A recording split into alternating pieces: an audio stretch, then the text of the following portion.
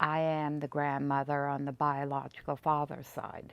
My son is Cody Sullivan. He's not in jail. He's never been out west. He does not have a criminal record. And right now he's living with me. He has been for 9 months. How did you find out that Lilly and Jack were missing? The mom of my grandson called me. We were in town.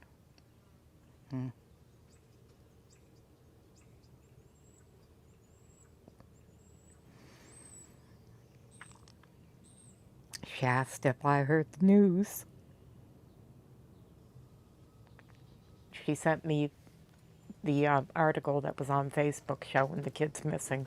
I couldn't call Malay yet, so I waited till we got home. And I called, well, I didn't call her, I texted her.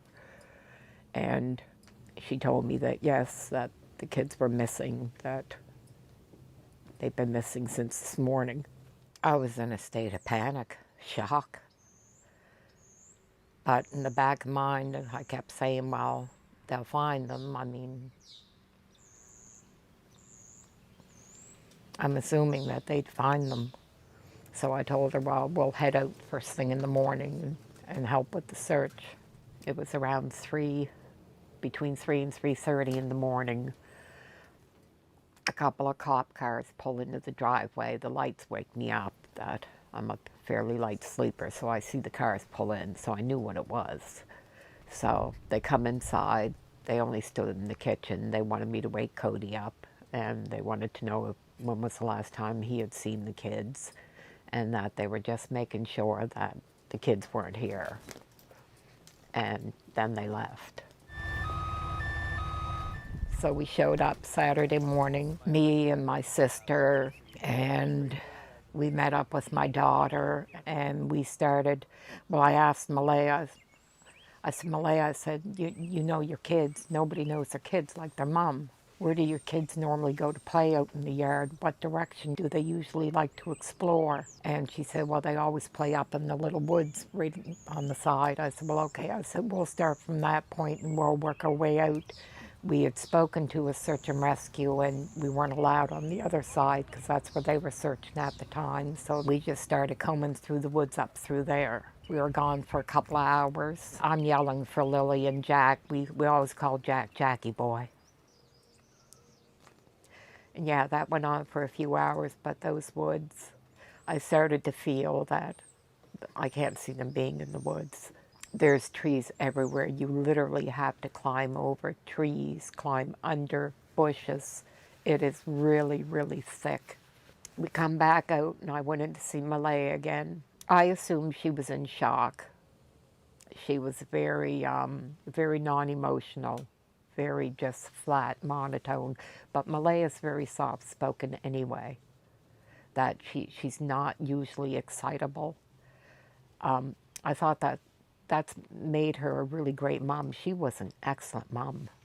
She never raised her kid or her voice at the kids. That it was always, now Lily, what did mommy say? And I used to think, now if anybody's meant to be a mom, it was her. A part of me still feels that. Why only a part of you still feels that? What do you mean? After seeing the place, seeing the condition of the home, it was like the total opposite of what I knew of Malaya. She was always clean, very clean about herself, about the kids, about her home. This home looked more like a camp. Now, I don't know if it's from all the people that were there, because I didn't show up till the day after. But it was very unkempt. I was pretty surprised. I love you. Lily is, she was my little dream girl, that's the first granddaughter. And I loved that she had the brown hair and she had a space between her teeth, which I had when I was a kid. So yeah, she was our little princess.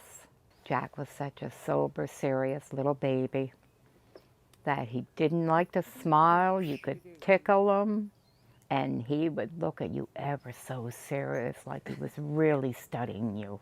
And so how long were your son and Malaya together? 3.5 years, I think it was, yeah. I thought they were the picture perfect family. Then Malaya started to tell me that they were having problems and she wasn't happy. She told me that she wasn't happy and she thinks she's going to leave. And I told her that we supported whatever she decides, that one good parent is way better than two broken ones. And then how did that change your relationship with Lilly and Jack? I thought it was going to change, but it didn't. Yeah, it didn't change. Malaya, she was a sweetheart. Anytime we wanted to see the kids, she'd come by for a visit. She'd bring them by all the time. It was actually really, really good. So when was the last time you saw the children? A year and a half, almost, really, it's about a year and 9 months. How did you deal with that? Really, to be honest, maybe I didn't deal good enough with it. I looked at the fact that when her and my son separated, my son walked away. He chose to walk away, that she wanted sole custody of the kids.